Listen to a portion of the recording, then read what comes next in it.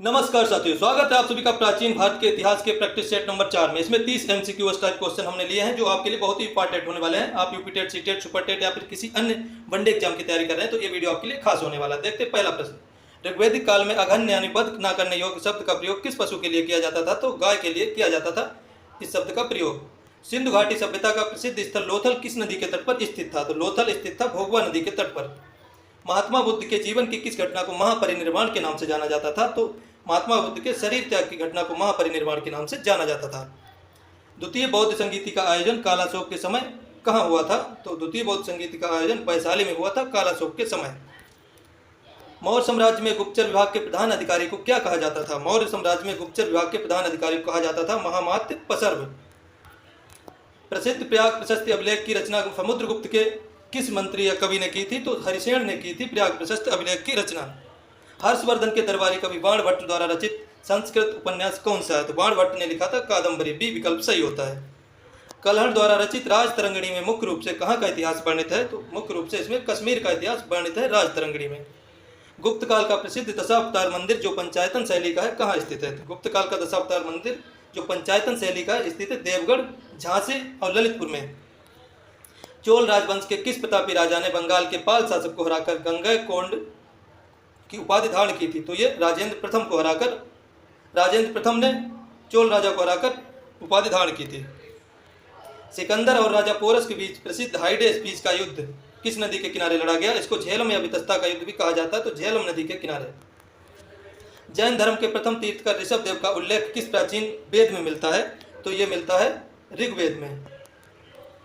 अशोक के अभिलेखों को पढ़ने में सफलता पाने वाले प्रथम विद्वान जेम्स प्रिंसेप किस वर्ष सफल हुए? तो जेम्स प्रिंसेप ने पढ़े थे 1837 में अशोक के शिलालेख। कुषाण शासक कनिष्क के समय चौथी बौद्ध संगीत की अध्यक्षता किसने की थी? तो चौथी बौद्ध संगीत की अध्यक्षता की थी महाकश्यप ने। चंद्रगुप्त विक्रमादित्य के नवरत्नों में प्रसिद्ध खगोल विज्ञानी कौन थे? तो खगोल विज्ञानी थे बराहमिहिर। कालिदास कवि थे, धन्वंतरी वैद्य थे। प्राचीन भारत का वह प्रसिद्ध शासक जिसने जीवन के अंतिम दिनों में संलेखना पद्धति से प्रेरणा त्यागे? तो चंद्रगुप्त मौर्य। सत्यमेव जयते के अतिरिक्त प्रसिद्ध सूक्त तमसोमा ज्योतिर्गमय किस उपनिषद से लिया गया? तो यह लिया गया बृहदारण्यक उपनिषद से। सिंधु सभ्यता के नगर को सिंध का बाग या मृतकों का टीला कहा जाता है, तो मोहनजोदड़ो को कहा जाता है। बी विकल्प सही होता है। महावीर स्वामी को किस नदी के तट पर कैवल्य सर्वोच्च ज्ञान की प्राप्ति हुई थी? तो इनको ऋजपालिका नदी के तट पर कैवल्य ज्ञान की प्राप्ति हुई थी। अशोक के नाम का स्पष्ट उल्लेख अशोक नाम सर्वप्रथम किस लघु शिलालेख में मिलता है? तो मास्की एवं गुर्जर अभिलेख में मिलता है। गुप्त वंश 319 से 320 ईस्वी की शुरुआत करने का श्रेय किस गुप्त शासक को जाता है? तो चंद्रगुप्त प्रथम को जाता है गुप्त वंश शुरू करने का श्रेय। नालंदा विश्वविद्यालय को नष्ट करने वाला कुख्यात तुर्क आक्रमणकारी बख्तियार खिलजी का किसका सेनापति था? तो यह था कुतुबुद्दीन ऐबक और मोहम्मद गौरी का सेनापति। कन्नौज के लिए त्रिपक्षीय संघर्ष की शुरुआत किस वंश के राजा ने की थी? तो ये की थी पाल वंश के राजा ने शुरुआत त्रिपक्षीय संघर्ष की।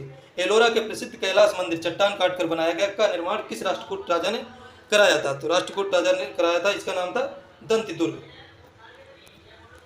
शूद्रक द्वारा रचित प्रसिद्ध प्राचीन भारतीय नाटक मृच्छकटिकम का शाब्दिक अर्थ क्या है?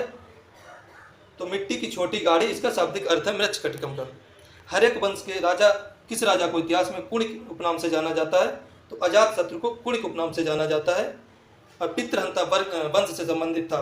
बिंबिसार इसके पिता थे, उदयन अजातशत्रु का पुत्र था। तो अजातशत्रु ने बिंबिसार की हत्या करके गद्दी पर बैठा और जो उदयन अजातशत्रु की हत्या करके गद्दी पर बैठा। भारतीय संगीत का मूल जनक किस वेद को माना जाता है? तो भारतीय संगीत का जनक माना जाता है सामवेद को। सिंधु घाटी सभ्यता में घोड़े की अस्थियों के अवशेष कहाँ से प्राप्त हुए हैं? तो घोड़े की अस्थियां प्राप्त हुई सुरकोटदा से। यात्रियों का राजकुमार वर्तमान शाक्य मुनि कहा जाता है, किसको कहा जाता है? तो ह्वेनसांग को कहा जाता है शाक्य मुनि। प्रसिद्ध ऐतिहासिक पुस्तक किताबुल हिंद तहकीके हिंद के लेखक कौन थे? तो अलबरूनी थे तहकीके हिंद के लेखक। आशा करता हूँ आपको वीडियो पसंद आया होगा। चैनल को सब्सक्राइब कर लीजिए और जुड़े रहिए हमारे साथ।